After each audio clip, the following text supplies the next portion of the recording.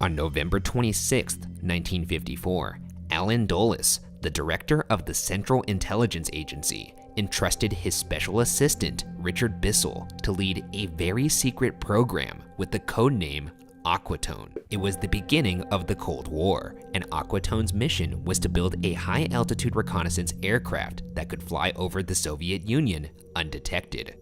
The plane would need to fly higher than any other plane had flown before, and the team would need to put it together in complete secrecy. That aircraft came to be known as the U-2. Once built, the team needed to find somewhere they could test the aircraft without being discovered. On April 12, 1955, Bissell, along with Air Force officer Colonel Osmond Ritland, Clarence Kelly Johnson of Lockheed Skunk Works Division, and Lockheed test pilot Tony LeVier, surveyed options in the sparsely populated deserts of the American West. They honed in on a site near a Nevada salt flat called Groom Lake, a piece of land better known by its map location, Area 51. But the U-2 isn't the top secret aircraft hidden inside Area 51 that's captivated people's imaginations. This top secret government base has been dogged with theories of extraterrestrial phenomenon for years. One theory even posited that the base had perhaps been built at the site of a top secret crash, and that the US was analyzing these spaceships in order to reverse engineer alien technology to develop better man-made aircraft. Perhaps the most famous proponent of this theory is a man who claimed his job was to do exactly that. On May 12, 1989, KLAS reporter George Knapp interviewed a man who kept his face hidden from the camera and was identified on screen only as Dennis.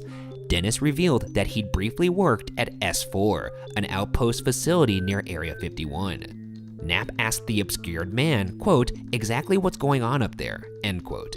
Dennis answered plainly, quote, well, there's several, actually 9 flying saucers, flying discs, that are out there of extraterrestrial origins, and they're being test flown and basically just analyzed, end quote. When Knapp pressed about whether or not these mysterious aircraft could have possibly been made by our own government, Dennis shot back, quote, totally impossible. The propulsion system is a gravity propulsion system. The power source is an antimatter reactor. This technology does not exist at all, end quote. Dennis was later identified as Robert Bob Lazar, a senior staff physicist who was recommended for his position at S4 by none other than Dr. Edward Teller, the man who co-invented the thermonuclear bomb. In a televised interview, Lazar provided information on the type of technology he said he had seen, as well as sketches identifying what the spacecraft looked like. Lazar nicknamed the craft he allegedly worked on the Sport Model.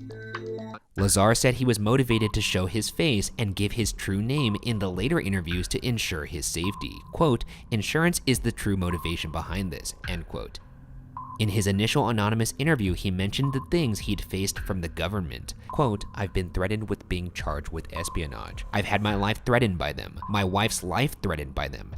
And I mean, I don't know where else you can go from there, end quote. In a 2018 documentary, Lazar was asked, quote, would you take it all back and just be Bob, the jet car guy, and never have done this if you can?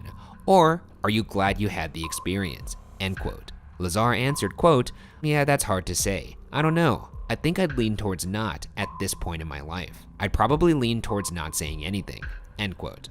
Bob Lazar risked everything to tell what he believed to be the truth. Quote, that in the late 1980s, the US government had recovered alien spacecraft, several of them, and the technology in the Nevada desert that they were keeping quiet and analyzing.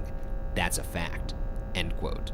But is it a fact, or are these alien spacecraft just ongoing sightings of the U-2, the high-altitude reconnaissance aircraft that started this way back in 1955? A CIA report that was more fully declassified in 2013 states that the U-2 program was responsible for several UFO sightings around Area 51.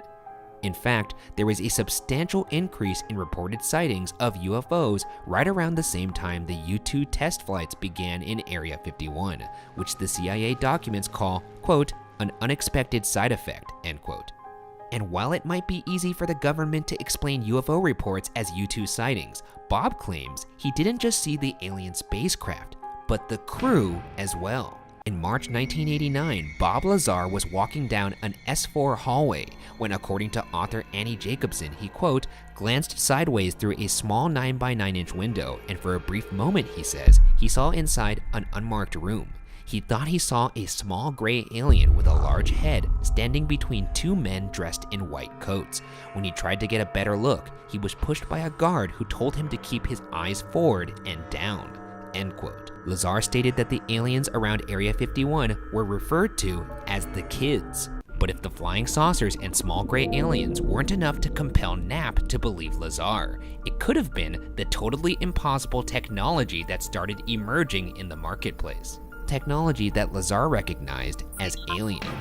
In one early interview, Lazar describes a hand scanner that used some kind of advanced technology which he claims could grant him and other employees access to S4. In the 2018 documentary Bob Lazar, Area 51 and Flying Saucers, Lazar is shown a now declassified photo of such a device called an Identimat used in the F-117 program. Lazar confirmed it was the device he used back in the 80s. But according to Lazar, it was what was fueling these flying saucers that intrigued S4 the most. Lazar said, quote, I was given a demonstration on how it worked, things that it did, the physics of it. The thing they were most interested in is duplicating the reactors without using this element 115, which is of course impossible, end quote. Maybe not as impossible as Lazar once thought. When Lazar reported that they were working with something called element 115 back in the 80s, it didn't exist on the periodic table. He explained that the spacecraft used element 115 as its fuel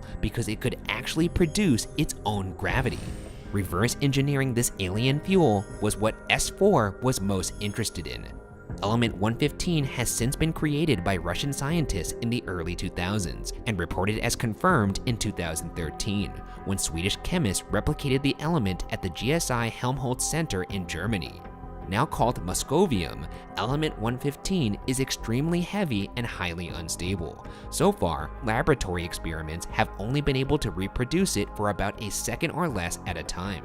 Originally picked out in April of 1955, Area 51 wasn't even acknowledged as officially existing until August of 2013, with nothing but some chain link fencing and signs warning against trespassing at the head of an unmarked road. This secretive government base is a ripe breeding ground for supernatural stories and conspiracy theories. All we can do is follow Bob Lazar's advice to younger generations. Quote, just pay attention. Just pay attention.